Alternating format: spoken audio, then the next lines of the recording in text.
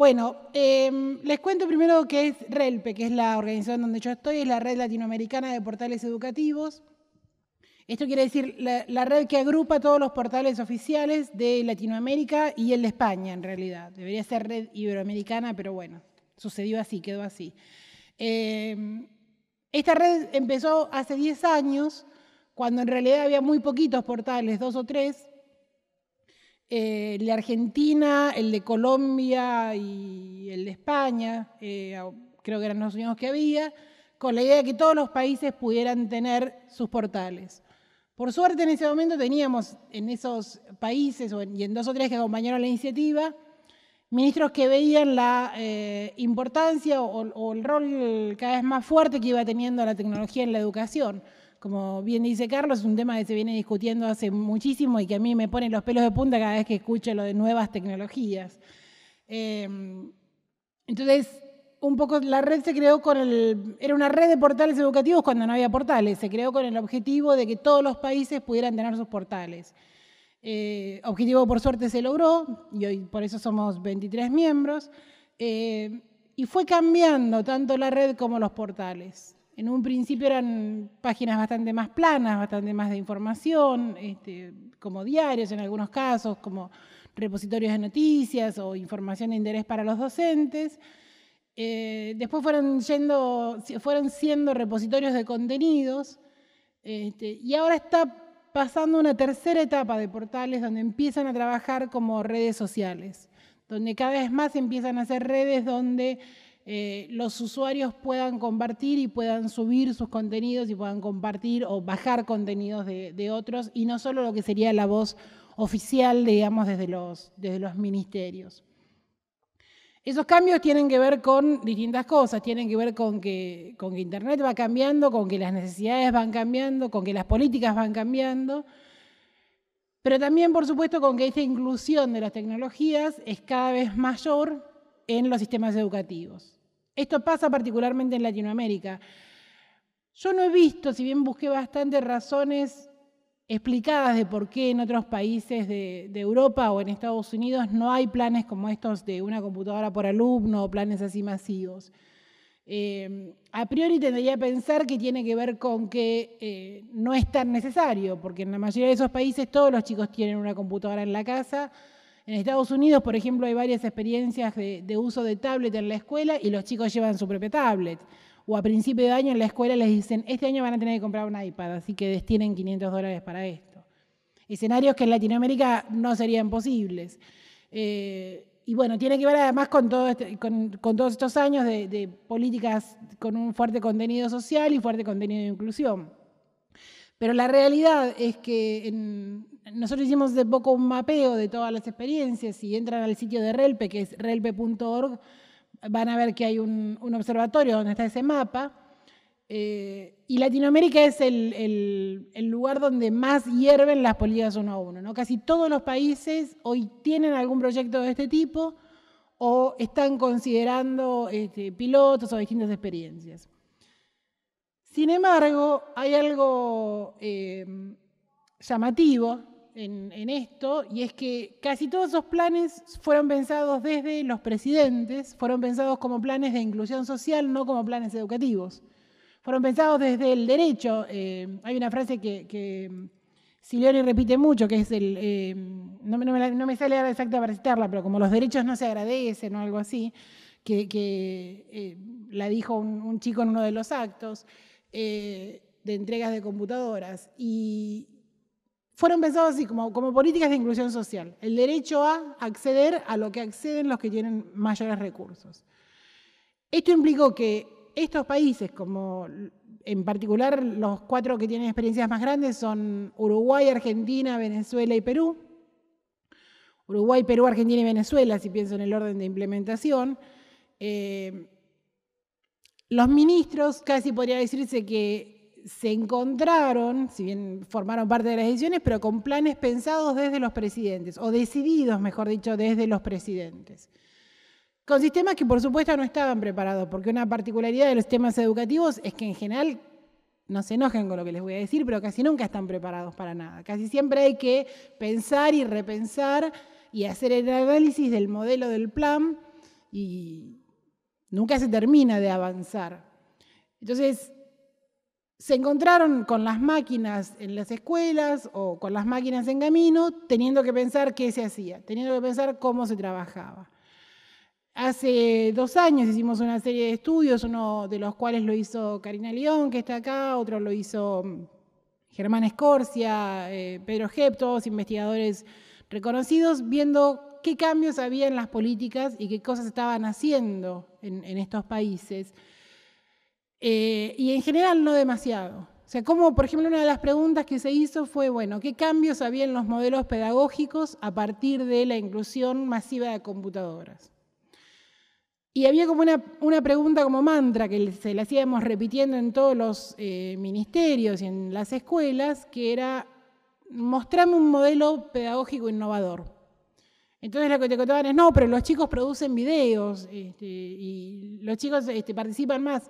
Modelo pedagógico innovador. Sí, bueno, porque el profesor usa PowerPoint o usa, pónganle que no PowerPoint, usa recursos, usa videos. Modelo pedagógico innovador. Nada, conjunto vacío, no encontramos un modelo de cambio. Tampoco sabemos si lo tiene que haber, tampoco sabemos si está, el gran problema es si existe ese modelo ideal. Pero por ahora, en la mayoría de los casos, lo que está sucediendo es que hay un mayor uso de contenidos multimediales, un mayor enriquecimiento de las herramientas, pero no una forma distinta de dar clase, por lo menos no masivamente. Paralelamente a eso, siempre recuerdo una frase de Tedesco cuando teníamos las discusiones con los modelos 1 a 1 y el modelo más de Negroponte, como decía Carlos, de esta idea de que los chicos pueden y el modelo de Sugatamitra, que los chicos aprenden y los chicos saben y hay que dejarlos, y que la escuela no sirve, no responde. Y Tedesco decía, es lo que tenemos. Cuando inventen otra cosa mejor, muéstrenmela. Pero por ahora es lo que tenemos y es donde van los chicos y son los profesores que tenemos. Entonces, antes de romperla, armemos otra cosa. Y la verdad es que no tenemos otra cosa. Pasa lo mismo con las universidades. Me quedé pensando cuando vos decías lo de aula magna, clases magistrales, el teórico, son todos términos que suenan así como duros.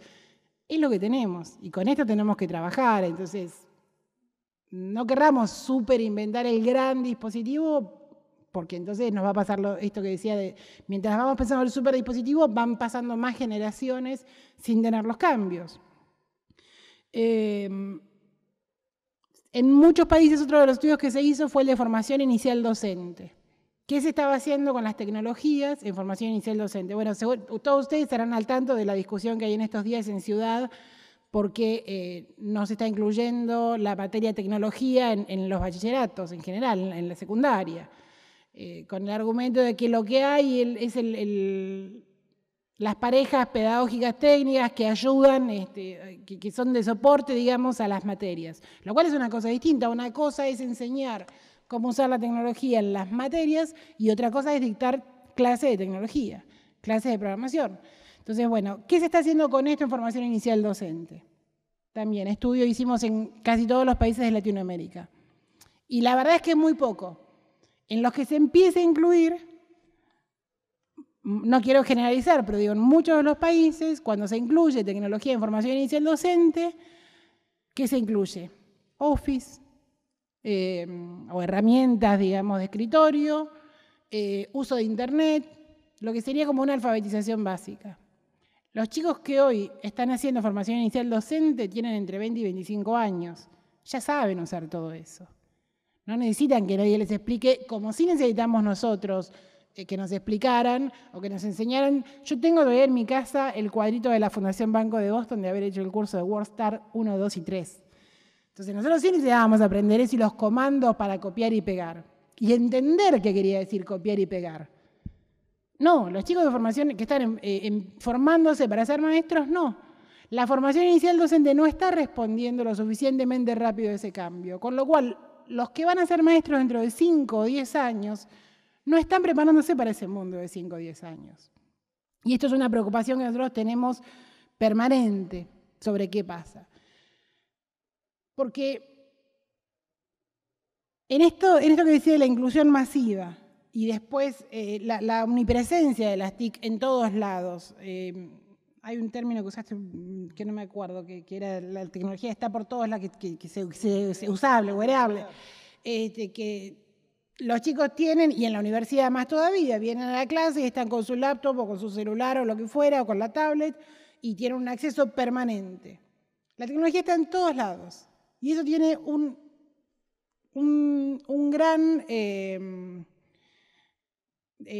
problema, un gran defecto, que es que todos somos expertos, todos sabemos de todo, porque lo googleamos. O, Carlos, no te quiero decir que estás un poquito fuera de onda, los chicos no googlean más, lo buscan en YouTube. ¿Cómo se hace? Tal cosa, todo está en YouTube, te explican, todo. Todos somos expertos, de todo.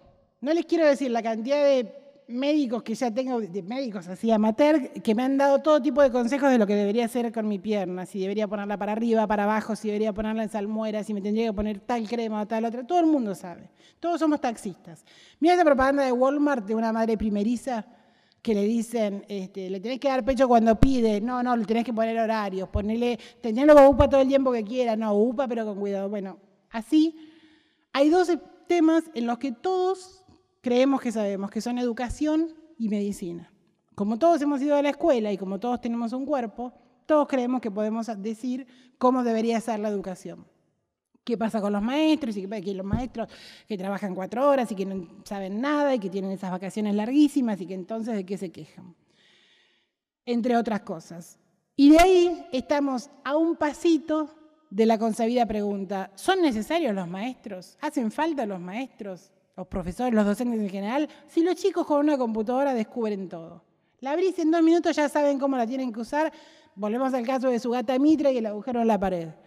Conocen la experiencia, que puso una computadora en India y entonces los chicos solos empezaron a usarla. Hay otra experiencia parecida, que es que en Kenia, creo, de OLPC, tiraron unas tablets desde el cielo. Y nada más con unos dibujitos, literalmente, desde un helicóptero, con unos dibujitos solamente de cómo recargar la batería. Y volvieron a los 15 días o al mes y los chicos sabían usarla. Bueno, fenómeno, sí, pero no van a salir médicos de ahí, ni van a salir ingenieros de ahí. La formación es otra cosa. Y evidentemente si a un chico que no tiene nada, vos le das algo, lográs un salto. Pero la formación de verdad es otra cosa. Entonces, ahí es un poco ese riesgo o ese vacío que mientras pensamos cómo debería ser esa pedagogía del siglo XXI de la que habla Jordi Adel, mientras seguimos pensando y discutiendo, se va generando este espacio. Mientras pensamos y no hacemos, la escuela va quedando más atrasada, los sistemas de formación van quedando más atrasados y vamos generando más esa idea de que igual los chicos aprenden solos. Hay 2 o 3 problemas que yo veo concurrentes cuando trasladamos esto a la universidad. En realidad, en la educación en general, tenemos que la crisis que se da de educación tiene que ver con que hay 2 problemas. No es solo cómo enseñamos, por esto que decía también Carlos, de que los chicos se aburren cada vez más rápido, que la clase debería durar para su felicidad 15 o 20 minutos, esta cosa de querer que las clases tengan infografías, por ejemplo, y que sea todo rápido y todo cortito, como los diarios que ahora tienen letras más grandes y menos información. Entonces, hay toda una crisis del cómo enseñar y hay una crisis del qué enseñar. Porque, ¿para qué estamos preparándolos a los chicos? ¿Para qué mundo, para qué profesiones, para qué tipo de vida, para qué sociedad dentro de 20 años? Hay muchas cosas que no conocemos, entonces hay muchas disciplinas que deberían cambiar. Que esté en crisis el qué y el cómo al mismo tiempo no es un dato menor. Hace que sea como difícil enfrentarlo, pero de nuevo, hay que hacerlo desde mi modesto punto de vista todo el tiempo, de la manera que se puede, en pequeños pasos, sumando cosas y de a poco la rueda se va moviendo. Un problema particular de la universidad es, nosotros estamos acá en un congreso de educación, discutiendo sobre educación, sobre pedagogía, pero la mayoría no, muchos docentes universitarios no son docentes. Muchos docentes universitarios son profesionales de su disciplina. Y entonces como a veces una cosa de vocación, a veces para su currículum y demás, dar unas horas de clase. Con lo cual, ni siquiera tienen un estilo pedagógico antiguo, no tienen ningún estilo pedagógico, transmiten su conocimiento.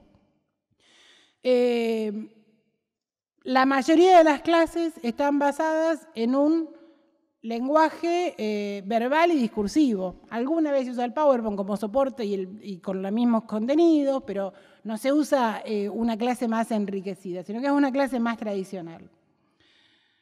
No ayuda esto que los avances tecnológicos sean tan veloces. Cada vez que uno cree que entendió, cada vez que uno siente que entendió o que aprendió una herramienta, surge una nueva. Surge otra cosa que hay que entender, otro aparato distinto. No saben a mí el odio que me da. Yo trabajo con computadoras hace 30 años, creo. Cuando tengo que preguntar a mi hija cómo se usa algo. Porque no puede ser, si todo el tiempo usando, pero hay cosas que por supuesto va aprendiendo más rápido que lo que las aprendí yo y que van apareciendo. Esos avances tecnológicos hacen que muchas veces, tanto desde las instituciones como desde los gobiernos, terminemos como el conejo blanco de Alicia, corriendo y corriendo sin saber exactamente hacia dónde. Hay un estudio que se había hecho el año pasado en Chile sobre las pizarras digitales. Eran la tecnología más vendida en todo Chile, porque Chile tiene un sistema que cada escuela compra, le pide a su municipio o a su comuna, y cuando presenta un proyecto le compran los bienes. Las pizarras eran el artículo más comprado y era el menos usado. Pero para las escuelas era como una cosa, como un paso natural. Bueno, ya tenemos el laboratorio, modelos 1 a 1 en Chile no están haciendo, entonces tenemos que tener pizarras. Y no se sabía para qué. Entonces ahí tenemos el conejo corriendo sin saber a dónde va. Creo que falta, pensando en esto que decíamos que hablábamos antes, en cuanto a cuáles podrían ser posibles respuestas. Falta investigación más centrada en respuestas de qué se debería hacer. Hay mucha investigación muestral de qué está pasando en tal lado, pero falta poco de investigación basada en... me da pena decirlo porque hay varias representantes que sí trabajan en ese área, pero falta investigación basada en decir, bueno, así debería ser el modelo. Deberíamos trabajar, por ejemplo, con proyectos, deberíamos trabajar con la clase invertida, deberíamos trabajar con tal y tal caso. Hay más relato que investigación. Falta planificación de carrera en la docencia universitaria y falta certificación. Que el docente universitario que viene a dar clases sienta que tiene sentido, por ejemplo, hacer la especialización en docencia universitaria que complementa su título profesional. Porque alguien se lo va a reconocer, ya sea en el sueldo, en un mayor cargo, en puntaje, en lo que fuera. Y creo que una línea interesante es la de trabajar, me alegra que hayamos coincidido en varias de las cosas con lo que decía Carlos, trabajar en redes y con redes. O sea, trabajar usando las redes sociales es algo que viene pasando cada vez más. Es fácil para el docente, porque la mayoría de los docentes en algún momento usa Facebook o alguna red similar. Es fácil para los alumnos, es un entorno donde es fácil encontrarse. Es un soporte, no es una plataforma de aprendizaje, es un soporte. Y trabajar en redes, además de usar las redes sociales, acostumbrarse a trabajar en red. Acostumbrarse a que los chicos tengan que hacer los trabajos y comunicarse entre sí, comunicarse con los profesores. En el libro Enriquecer la enseñanza, Mariana Mayo cuenta una experiencia que hicieron con Facebook y habla de los pros y los contras, ¿no? Por ejemplo, una que me quedó muy grabada es que habla que el docente en general trata de hacer foco en un tema y la red te lleva a abrir todo el tiempo. O sea, uno trata de enfocarse, ¿sí? Y el que está participando de la red tira un comentario para otro lado, hace una pregunta, publica otra cosa. Se va. La red te hace eso, te hace abrirte a otras ventanas. Entonces, no es la panacea en el sentido de que no es que va a ser más fácil, seguramente va a ser más complejo, pero no estamos acá buscando cuál es la forma más fácil de dar clases. La forma más fácil de dar clases, me acordaba hoy, tenía un docente de economía que entraba y teníamos hoy no me salen las palabras, un escenario parecido a este, y él sentaba atrás del atril, abría un cuaderno grandote y empezaba a dictar del cuaderno. Y nosotros como salames copiábamos todo lo que el tipo dictaba a las 2 horas, tranquilísimo. Terminaba, cerraba, se llevaba su cuaderno y se iba. Hoy esto no pasaría nunca en ninguna escuela, ni en ninguna universidad. Entonces, no buscamos, esa forma era facilísima para él, lo debe haber hecho años y años. Buscamos la forma en que los chicos participen, en que los chicos, en que los alumnos entiendan, hagan, como hablaba en las charlas de esta mañana, un aprendizaje más profundo, que de verdad entiendan y de verdad lo puedan después aplicar o volcar. Ventajas y desventajas al mismo tiempo. La deslocalización del conocimiento. No hace falta que cada vez produzcamos todo, no hace falta que cada vez escribamos todo, porque seguramente alguien ya lo escribió en otro lado y nos puede servir. Pero también tenemos que entenderlo y poder leerlo para saber si tiene sentido y pertinencia para lo que estamos haciendo. Hay una mayor comunicación, de nuevo, ventaja y desventaja. Cuando todos los alumnos están hablando al mismo tiempo entre sí, esto que decíamos de que se abre el foco, se distraen, se pierde a veces, bueno. Y esa mayor comunicación también hace que puedan entender mejor, que los profesores puedan compartir entre sí las experiencias, que puedan aprender unos de otros. Que evitemos las redundancias, que evitemos las repeticiones. Hay muchos casos que se pueden ver en las experiencias de implementación de tecnología, donde se empieza por los mismos lugares y se cometen los mismos errores. Y se pierde así un tiempo precioso, además de una motivación preciosa. Por ejemplo, cuando en Argentina se hizo el modelo 1 a 1, trabajamos bastante con Uruguay, que había empezado más de un año antes, y aprendimos un montón de las cosas que había hecho Uruguay, de las buenas y de las malas, para saber por dónde ir y por dónde no ir.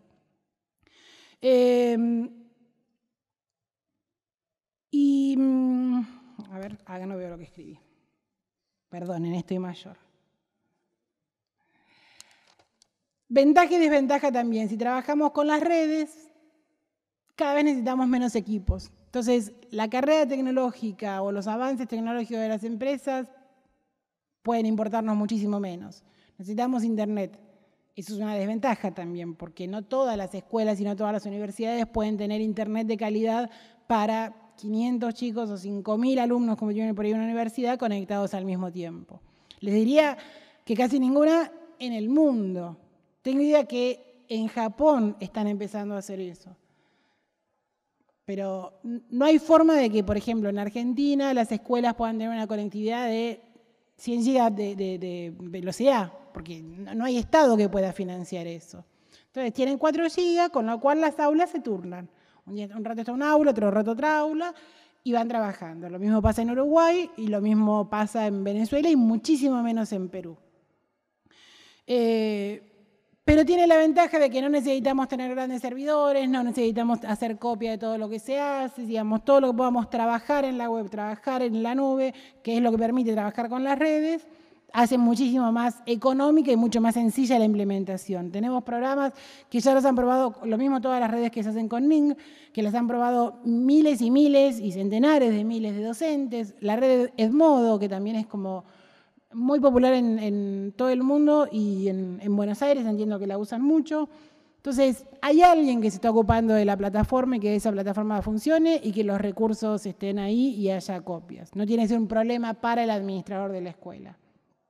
Entonces, es una línea que es bien interesante para explorar lo que va a ir pasando en los próximos años, porque si bien se viene hablando esto desde, no sé, desde el 2008 o por ahí, en estos años, en este momento, es como que hay más una explosión y más, las dos cosas, una explosión y una consolidación de las redes que permite tomarlas más seriamente como herramienta de clase. Bueno, y para ir terminando, les dejo 2 o 3 ideas que acompañan a esto de la idea de trabajar en redes. Que tenemos que quitarnos de la cabeza. Con el uso de la tecnología en general, no prohibirla. Hay muchos lugares donde todavía se sigue trabajando con la idea de limitar sitios, limitar el acceso a ciertos sitios, limitar el acceso a YouTube, a los juegos, a Facebook, a Twitter. No prohibir, ni en la casa, ni en la escuela, ni en la universidad. Educar. No le decís a tu hijo que no salga a la calle y lo encerrás para que no lo pise un auto. Le enseñás que tiene que mirar cuando está el semáforo y cuándo puede cruzar. No dictar clase, sino trabajar más en el rol del tutor, del acompañador, del facilitador. El docente tiene que estar y tiene que tener un rol importantísimo. Ese rol de tutor es el rol que tiene que estar como sosteniendo, como ayudando y como diciendo por acá.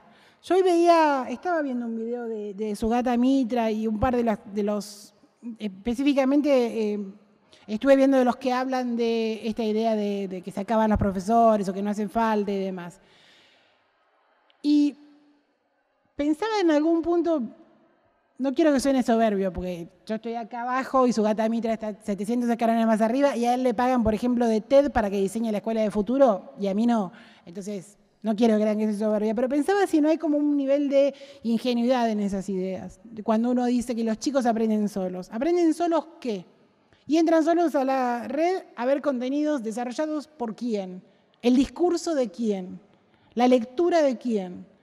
Bueno, ese es el rol que tiene el docente y en los primeros años también el padre para poder decir, por este lado es interesante, o fíjate esta lectura y fíjate esta. Fíjate qué dicen, comparalos y fíjate qué quiso decir con esto, ¿no?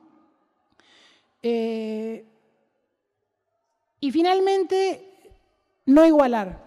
No queremos que todos los chicos aprendan lo mismo, no queremos. Es muy difícil trabajar como en las universidades, como se suele trabajar con clases de 100 o más alumnos. Pero bueno, no igualar, respetar y reconocer la diversidad. Entender que es lo que necesitamos. No necesitamos más los obreros de la fábrica, esto es muy viejo, pero sigue pasando. Necesitamos gente distinta que piense distinto. Y para eso tenemos que respetar todas esas diferencias, no tratar de hacer la tabla rasa. Así que, bueno, nada, espero que les haya gustado o interesado, por lo menos no aburrido, y que podamos seguir trabajando para cambiar la educación para mejor. Gracias.